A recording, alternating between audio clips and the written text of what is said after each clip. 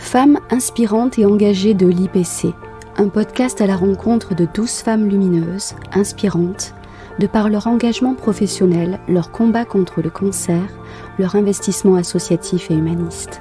Elles sont artistes, patientes, aidantes, infirmières, chirurgiennes, médecins, cadres de santé ou administratives, mécènes, entrepreneurs ou encore présidentes d'associations. Elles ont toutes un point en commun, elles avancent vers un avenir qu'elles dessinent au jour le jour, sans renoncer à leurs rêves ou à leurs ambitions, en façonnant leur juste place avec passion, énergie et détermination. Ce podcast en 12 épisodes est une production de l'Institut Paoli-Calmettes, lancé en mars 2023 par moi-même, Valérie Rivier, directrice communication à l'IPC, à l'occasion de la signature de la charte parité femmes-hommes à l'hôpital.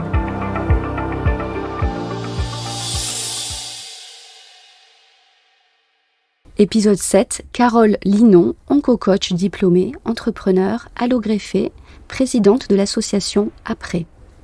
Carole Linon, bonjour. Bonjour. Vous êtes onco-coach, diplômée depuis 2019. Vous êtes également entrepreneur en tant qu'assistante administrative freelance. Vous avez 53 ans, 4 enfants, vous êtes allogreffée, et ce depuis 2015, suite à une leucémie avec complications artérielles sévères qui a entraîné l'amputation partielle de votre jambe gauche. Vous êtes également présidente de l'association Après, qui organise des rencontres festives et sportives pour les personnes en situation de handicap, qu'ils soient visibles ou invisibles. C'est bien ça. Je suis ravie de vous accueillir aujourd'hui au studio pour que vous puissiez me détailler un petit peu votre parcours en fait et votre engagement associatif, entrepreneurial. Donc aujourd'hui, vous vous êtes formée depuis 2019 donc à l'onco-coaching. Pourquoi avoir fait ce choix, cette formation ? Ça vient pas vraiment d'un choix en réalité, ça vient d'une rencontre. Pendant ma période de greffe, j'ai un sportif de haut niveau qui est venu me visiter. Et en fait, c'était le début d'un projet qui s'appelle Rebond et qui était justement dans la recherche de coacher des personnes avec les compétences d'un grand coach sportif, des personnes qui se trouvaient avec une leucémie et plus particulièrement greffées. Et donc j'ai fait partie des personnes qui ont été les premières à tester ce programme. Vous en avez bénéficié, voilà, concrètement. C'est ça. Et à la suite de ça, ça m'a permis de sortir de cette année même c'est presque 2 années de soins,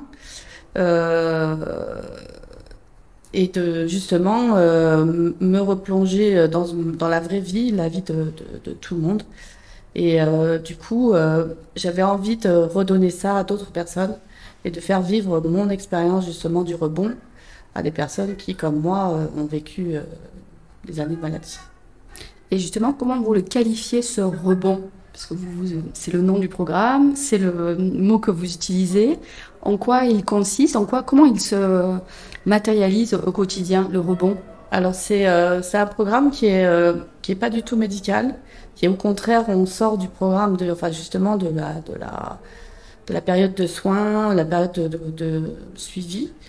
Et on intègre justement les règles de la vie qui fait que on doit se projeter, on doit créer un après.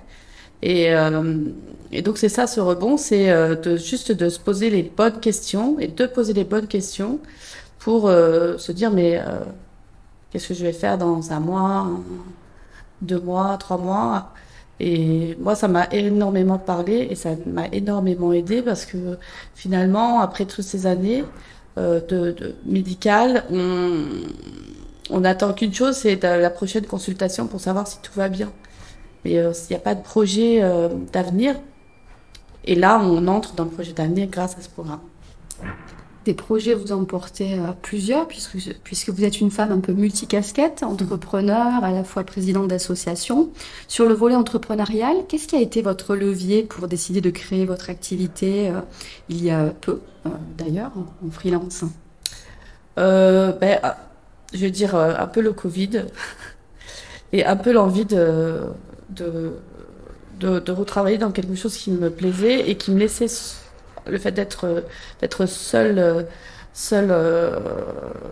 à la tête de cette entreprise et seule à me débrouiller sur les contraintes justement de l'entrepreneuriat, ça me permet d'être libre. Et tu parles de liberté, c'est-à-dire liberté de faire du coaching par exemple, liberté de pouvoir se déplacer parce que cette journée-là, elle va être importante pour d'autres raisons et que j'ai envie d'en profiter aussi. Ça peut être une sortie tout simplement ou autre chose. Et donc cet emploi, il venait de tout naturellement. Moi, j'ai toujours été assistante administrative. J'étais fonctionnaire.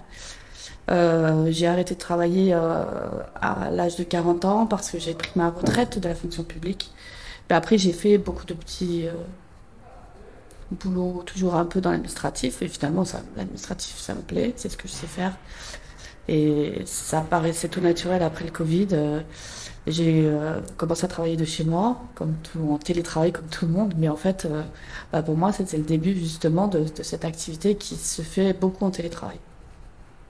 Donc vous allez à terme mener de front deux activités passionnantes, à la fois l'onco-coaching auprès de différents patients et patientes, et également cette activité freelance administrative. C'est pas un peu lourd ou compliqué de tout gérer en simultané? Comment vous arrivez, voilà, à vous projeter, à imaginer une organisation mixte Tout simplement parce qu'en freelance, en fait, j'accepte ou je refuse des contrats et ça sera ma priorité, ça sera l'onco-coaching parce que c'est ce qui me tient à cœur aujourd'hui. L'administratif, j'aime ça, mais ça passera en second plan, c'est certain. Oui, vous allez établir vos priorités Oui, c'est ça. en fonction des missions que vous acceptez ou pas. Donc ça, c'est la liberté que permet le statut. Être onco-coach, quel est le parcours à suivre pour devenir onco-coach? J'ai suivi une formation, un certificat universitaire à l'IPC avec l'université d'Aix-Marseille et la fac de sport. Voilà. Ça dure combien de temps? C'est sur une année scolaire, on va dire, entre guillemets, je crois que c'est 6-9 mois, je sais plus. Et c'est 2 jours par mois. Puis après, on passe devant un jury. Oui. Vous devez accompagner en binôme des patients, des patientes? Non, il n'y a pas de binôme. On est chacun, enfin tous les diplômés, on est censé pouvoir accompagner des personnes justement en face à face. Et ça, l'important, c'est d'être justement en tête à tête avec la personne, de façon à avoir cette conversation sans côté ni médical, ni juste une discussion, comme on peut avoir aujourd'hui ensemble. Une discussion avec où on va appuyer sur des choses qui vont permettre de réfléchir sur la suite de son existence. Très bien. Et concernant la suite de votre existence, qui est très riche, avec des activités variées, pourriez-vous me dire un petit peu en quoi consiste l'objet, les missions de l'association Après, dont vous êtes également présidente? Bien sûr. Déjà, Après, c'est une association que j'ai créée suite à mon coaching personnel, mon onco-coaching personnel. C'était dans mes missions justement de suite. Et moi, j'avais très envie de ça. Dans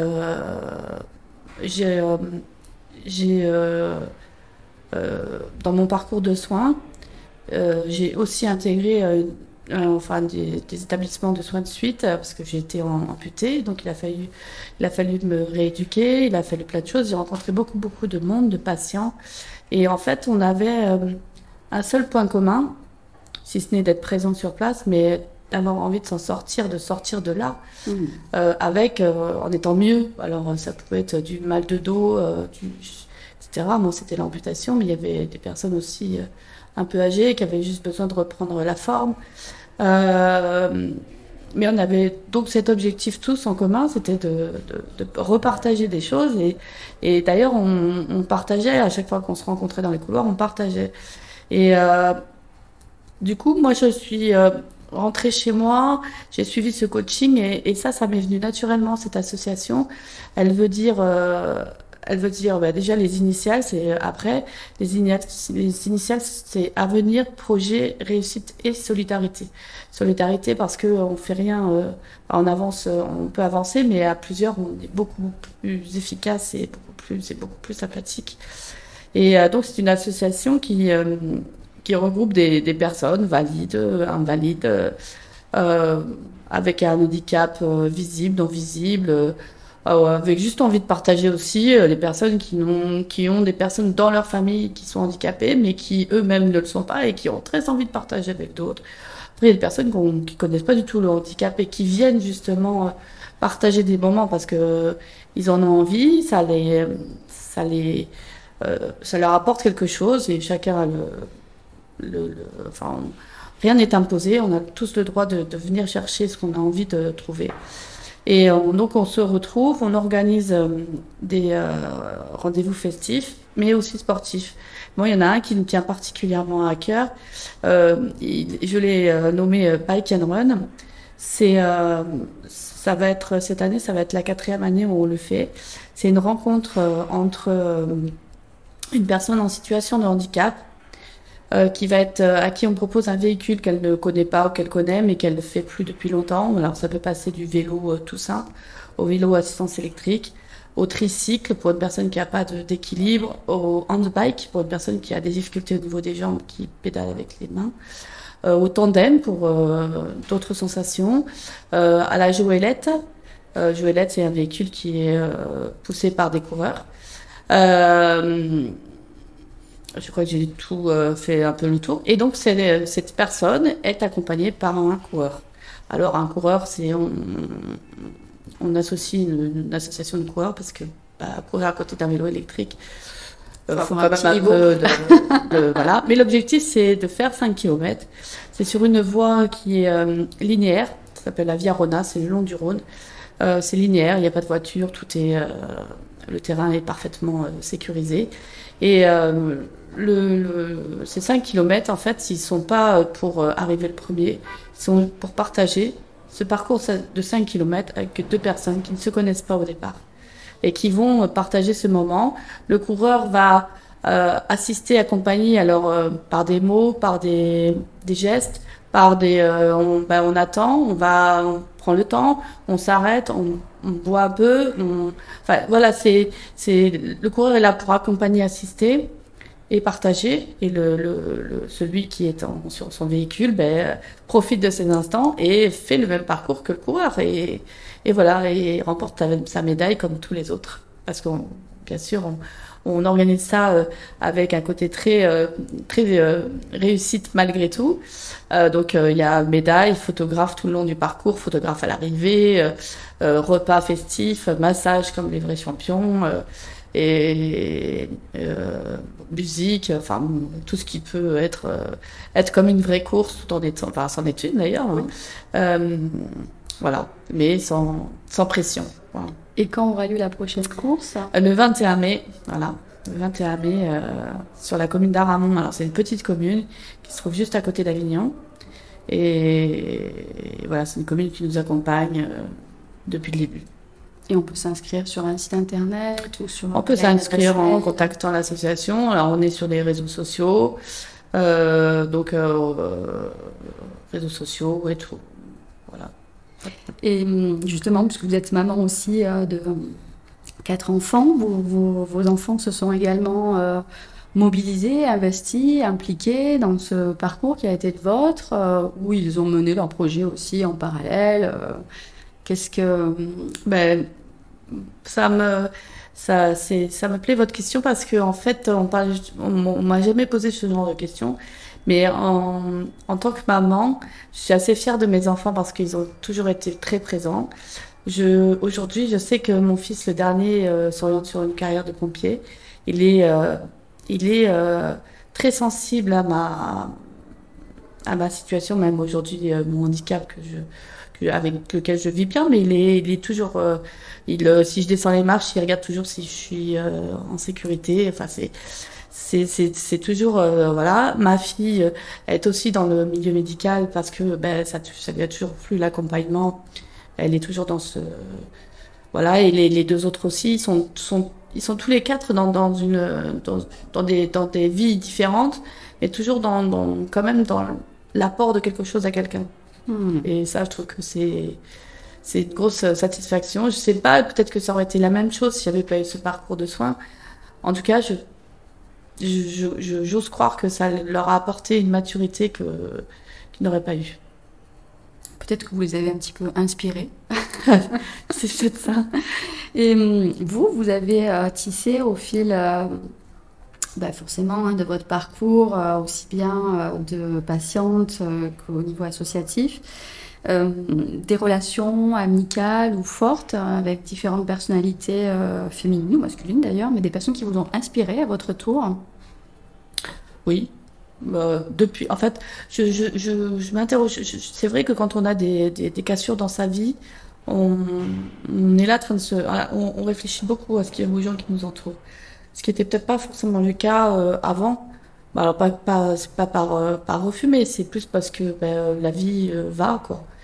Et quand on se prend un peu les pieds dans le tapis, comme je dis, là on se retourne et on se dit oui, il y a des femmes. Il y a des femmes fortes et j'en rencontre énormément. Vraiment. Des femmes qui m'inspirent, des femmes qui ont des parcours de vie assez impressionnants. Et oui, ça m'inspire. Ça m'inspire surtout que la vie continue et il faut la croquer, il faut y faire attention, mais il faut en profiter aussi, quoi. Et enfin, pour conclure, si vous aviez un petit message à formuler justement aux femmes et aux hommes d'ailleurs qui nous écoutent, un message un peu stimulant, motivant, d'inspiration à venir, quels que soient les projets, les obstacles à relever, quel serait-il ? Moi, j'ai une phrase qui me plaît, elle n'est pas du tout de moi, mais j'ai une phrase qui me plaît parce que ça va avec tout mon parcours d'aujourd'hui et de demain. C'est seul on va plus vite, mais ensemble on va plus loin. Et je pense que hommes, femmes, on est tous concernés par ça. Écoutez, je vous remercie profondément pour ce temps d'échange et de partage. Merci Carole, je vous souhaite une bonne journée. Merci à vous de m'avoir écouté. Je remercie chaleureusement notre invité de ce jour pour son propos stimulant et motivant. Un grand merci à nos auditrices et auditeurs pour leur écoute bienveillante. Si le podcast vous a plu, faites-le savoir autour de vous en laissant des avis et un maximum d'étoiles. Merci, à la semaine prochaine.